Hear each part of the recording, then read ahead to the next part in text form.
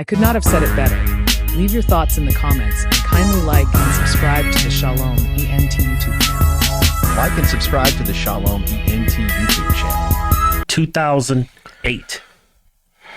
In 2008, Jeffrey Epstein plea deal, often called a sweetheart deal, was a non-prosecution agreement negotiated by the U.S. Attorney Alexander Acosta. It allowed Epstein to avoid federal sex trafficking charges by pleading guilty to 2 state prostitution counts in Florida. Why would they do that for a sex offender?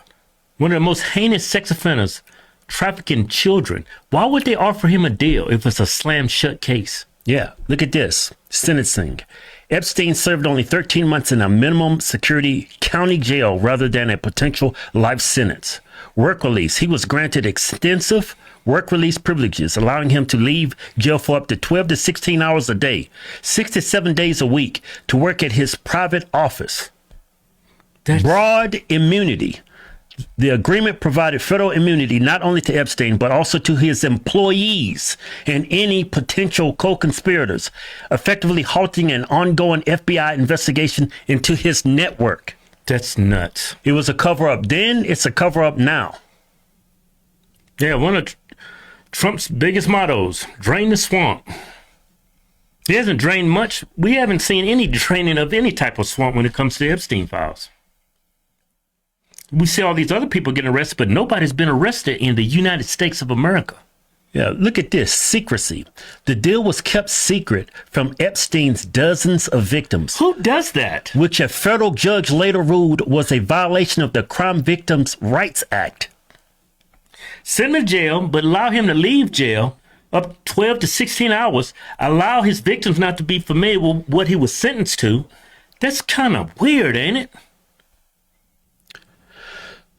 Yeah, the whole thing when Patel was at the Olympics and he was celebrating. Yeah. When I saw that, I was like, okay, you have a right to do that, but doesn't look good. When you got all these victims, right. Like when these X-Files start coming out, they keep using this code language like beef jerky or jerky, sulfuric acid. Right. They use all this code language, and it's been some horrible things that's been released in these files, and ain't nothing happening. And Trump, even himself. It's a hoax. It's a Democrat hoax. It hurts Democrats. Well, if it hurts Democrats, why don't you expose it even further? Right. If it's a hoax on what the Republicans and you, okay, I get that, but why don't you expose the left? Yeah. Didn't he express sympathy for Bill Clinton being in the files that it was going to hurt him? He said those things. And then when you see Kash Patel, celebrating with the USA hockey team. I mean, it's patriotic. It's a beautiful moment for the United States of America and the hockey team, and especially to have beaten Canada, men and women. But it looks like a distraction. It doesn't make much sense, does it? After all the leeway we gave Epstein, and then that was one of his biggest promises of his administration was to drain the swamp. Who's been arrested for persecuting Trump? Who's been arrested around considering the conspirators of Jeffrey Epstein? Nobody's been arrested. Absolutely no one. Yeah, you know what?